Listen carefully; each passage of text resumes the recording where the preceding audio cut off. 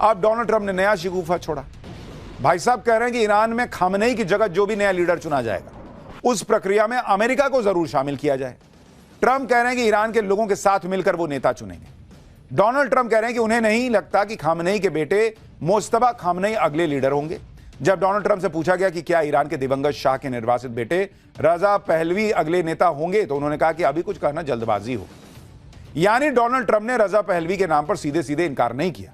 उधर ईरान यह कहकर ट्रंप का मजाक उड़ा रहा है कि तुमसे न्यूयॉर्क का मेयर तो चुन नहीं पाते, तुम हमारे यहां का नेता चुनोगे। आप सोचिए कि अमेरिका के राष्ट्रपति की कितनी गजब छीछालेदर हो रही है, क्योंकि 2 दिन पहले तक अमेरिका यह नई थ्योरी दे रहा था कि क्योंकि इजराइल ने हमला किया इसलिए अमेरिका को भी करना पड़ा। अब ट्रंप कह रहे हैं कि ईरान का नेता भी वो चुनेंगे। क्यों भाई? ईरान युद्ध में ट्रंप की नॉनस्टॉप फजीहत की खबरें आ रही हैं। अब खबर है कि कुछ खाड़ी देश भी अमेरिका से नाराज हैं, क्योंकि उन्हें इस युद्ध के बारे में पहले से बताया नहीं गया और उन्हें बचने की तैयारी करने का वक्त तक नहीं मिला। जिस तरह से अमेरिका इस युद्ध को संभाल रहा है उसे लेकर खाड़ी देश नाराज हैं। इन देशों की शिकायत है कि अमेरिका ने और ईरान ने उसे चेतावनी को अनदेखा किया, जिसमें ईरान ने पहले ही कह दिया था कि अगर उस पर हमला होगा तो पूरा इलाका उसकी चपेट में आएगा। यहां तक कि खाड़ी देश इस बात से भी गुस्से में हैं कि अमेरिका की मिलिट्री उनके देश को डिफेंड करने में नाकाम साबित हो रही है। बताया जा रहा है कि युद्ध की शुरुआत से अब तक ईरान 5 खाड़ी देशों पर 380 मिसाइल और 1480 ड्रोन से हमला कर चुका है। तो भाई उनको गुस्सा नहीं आएगा कि बैठे बैठाए डोनाल्ड ट्रंप ने एक युद्ध छेड़ दिया, उनसे बात भी नहीं की, अब वहां पर हमले हो रहे हैं तो अमेरिका बचा भी नहीं पा रहा, अब भर दुनिया में घूम के कहता है कि मैं सबसे ताकतवर देश हूं। इधर खाड़ी देश ट्रंप को कोस रहे हैं, उधर अमेरिका के अंदर भी ट्रंप का कोई डंका तो बज नहीं रहा। अमेरिका की संसद में ट्रंप की युद्ध वाली सनक को रोकने के लिए प्रस्ताव लाया गया था। उस प्रस्ताव को ट्रंप ने जैसे तैसे गिरते पड़ते खारिज करवाया। अमेरिकी संसद में ईरान के खिलाफ युद्ध रोकने का प्रस्ताव खारिज हुआ, लेकिन बहुत कम अंतर से। युद्ध रोकने के प्रस्ताव के समर्थन में 212 वोट पड़े, जबकि इसके खिलाफ मात्र 219, मतलब 7 वोट का फर्क था। अगर यह प्रस्ताव पास हो जाता तो ट्रंप प्रशासन को ईरान के खिलाफ सैन्य कार्रवाई रोकनी पड़ती, जब तक कि संसद इसकी अनुमति नहीं देती। अमेरिकी प्रतिनिधि सभा में वोटिंग से पहले सीनेट में भी इसी तरह का प्रस्ताव आया था, जो बहुत कम अंतर से खारिज हुआ। यानी यह समझिए कि ट्रंप बाल बाल बच रहे हैं। अमेरिका के अलग अलग सर्वे कह रहे हैं कि जनता इस युद्ध से खुश नहीं है। वहां अमेरिकी संसद में डेमोक्रेट सांसद ट्रंप को सुना रहे हैं कि तुम राजा हो जी जो इस तरह की हरकत कर रहे हो। इधर डोनाल्ड ट्रंप की युद्ध नीति की अमेरिका में धज्जियां उड़ रही हैं। उधर ट्रंप ने नए युद्ध और नए टारगेट का ऐलान कर दिया है। ट्रंप ने संकेत दिया है कि उनका अगला टारगेट क्यूबा है। ट्रंप कह रहे हैं कि मार्को रूबियो यानी अमेरिका के विदेश मंत्री जबरदस्त काम कर रहे हैं और आपका अगला फोकस क्या होगा? क्यूबा है ना।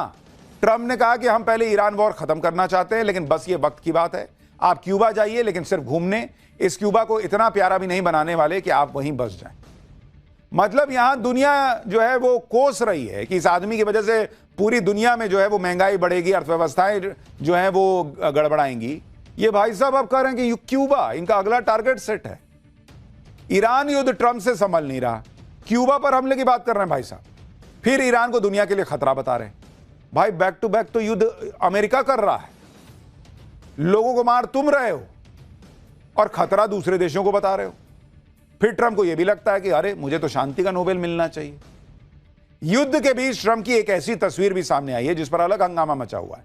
ईरान से युद्ध के बीच व्हाइट हाउस में खास प्रार्थना सभा आयोजित की गई। इस वीडियो में ट्रंप हाथ जोड़कर बैठे हुए हैं और उनके आसपास कई पादरी खड़े हैं जो अमेरिका और राष्ट्रपति ट्रंप के लिए प्रार्थना कर रहे हैं।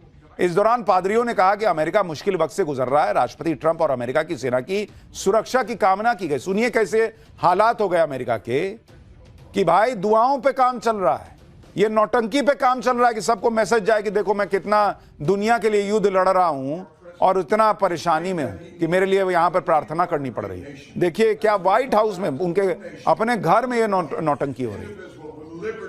His mind, and Lord, you will guide him in these challenging times that we're facing today. I pray for your grace and your protection over him. Yes. I pray for your grace and protection over our troops and all of our men and women serving in our armed forces. Yes. And Father, we just pray you'll continue to give our president the strength that he needs to lead our great nation. देखिए प्रार्थना सबको करनी चाहिए, ईश्वर को याद जरूर करना चाहिए, लेकिन कैमरे के सामने इस तरह से ये जो चल रहा है इसको पब्लिक करेगी ये नौटंकी कर रहे हैं। जानबूझ के दिखाने के लिए कर रहे हैं। ये असली मन से जो है ना ईश्वर को याद नहीं कर रहे। और सवाल उठ रहा है कि सोचिए ईरान ने इनकी क्या हालत कर दी कि अब इनको भगवान याद आ रहे हैं। इधर ईरान ठोक रहा है, उधर अमेरिका भी नई नई मिसाइलों की टेस्टिंग कर रहा है।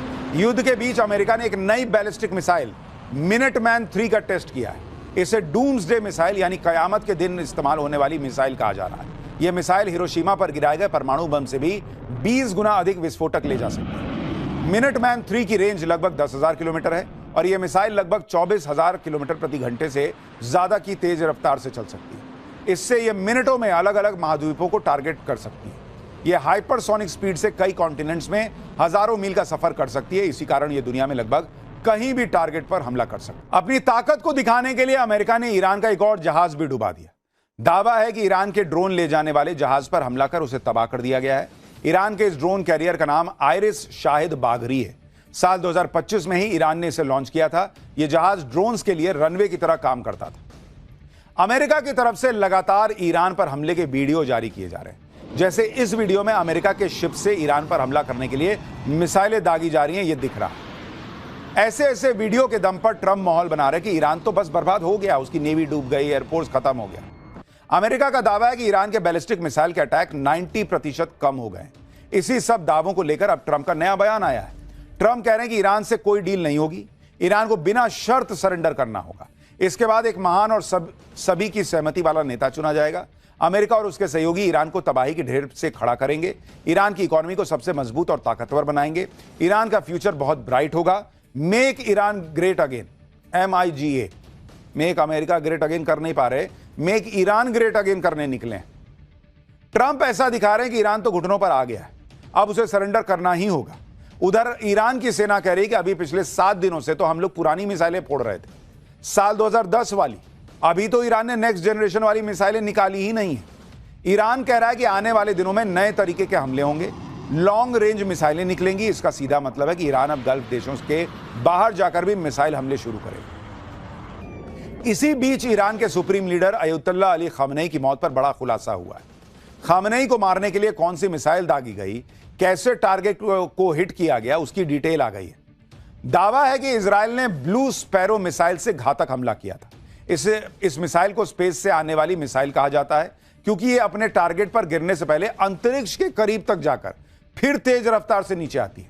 ईरान के सुप्रीम लीडर के ठिकाने पर इसी मिसाइल से हमला हुआ। यह मिसाइल इजराइल की advance air launch ballistic missile है। इसे आमतौर पर फाइटर जेट से लॉन्च किया जाता है। इस मिसाइल की रेंज करीब 2000 किलोमीटर होती है। क्योंकि यह मिसाइल अचानक से तेज रफ्तार से नीचे आती है, इसलिए एयर डिफेंस सिस्टम के लिए भी इसे ट्रैक करना मुश्किल हो जाता है। तो इसी के जरिए ईरान पर हमला किया गया, अयतुल्लाह अली खamenei को मारा गया, यह दावा किया जा रहा है।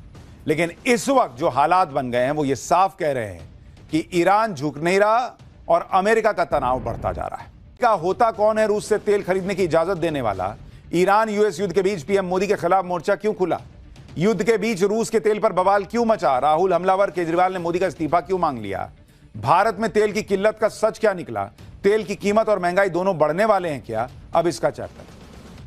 ट्रंप ने अपनी सनक में ईरान से जंग छिड़ी। ट्रंप का एक और बड़बुलापन देखिए कि खुद को ईरान से युद्ध करके हर तरफ फंसे हुए हैं। भारत को कह रहे हैं कि जाओ तुमको परमिशन देता हूं कि तुम 30 दिन तक रूस से तेल खरीद लो। अरे बॉस ट्रंप, तुम हो कौन हमको परमिशन देने वाले जी? ये आदमी को पता नहीं उम्र हावी हो गई है, सनक हावी हो गई है। मैंने कहा था ना आपको कि इसको लगता है ये भर दुनिया पे राज कर रहा है। ये हमको परमिशन देंगे कि हमको क्या करना है, भारत को क्या करना है?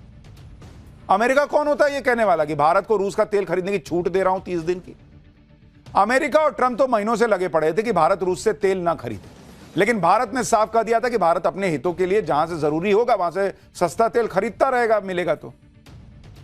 अमेरिका तब तो रूस का तेल किसी को खरीदने नहीं दे रहा था। अब जब खुद पर बन आई, हर तरफ से ट्रंप की हालत खराब हो रही है, सब जगह से गालियां पड़ रही हैं कि भाई तेल तो खत्म हो जाएगा तो दुनिया चलेगी कैसे, तो भारत से अमेरिका कह रहा है कि 30 दिन का तेल ले लो जाओ रूस से। जो अमेरिका कल तक रूस के तेल पर पाबंदी लगा रहा था, अब कह रहा है कि भारत 30 दिनों के लिए रूस से कच्चा तेल खरीद सकता है, क्योंकि इस फैसले से ग्लोबल एनर्जी सेक्टर स्थिर बना रहेगा। भारत की रिफाइनरीज को 30 दिन की अनुमति दी गई है। यह अनुमति उन टैंकरों के लिए है जो पहले से समुद्र में हैं। इस फैसले से रूस को बहुत ज्यादा आर्थिक फायदा नहीं होगा। अमेरिका ने भारत को अपना महत्वपूर्ण साझेदार बताया है। उम्मीद है कि भारत अमेरिका से तेल की खरीद बढ़ाएगा। तो बड़ा बवाल खड़ा हो रहा है कि अमेरिका कौन होता है भारत को यह बोलने वाला कि हम तुमको छूट देते हैं, हम तुमको परमिशन देते हैं। अमेरिका के वित्त मंत्रालय का बयान है। क्या अमेरिका यह सब जानबूझ के कर रहा है ताकि भारत में भी बड़ा बवाल आ जाए, या उसको समझ में आ गया कि भाई भारत खरीदेगा इसलिए पहले ही बोल दो कि भाई हम तुमको परमिशन देते हैं?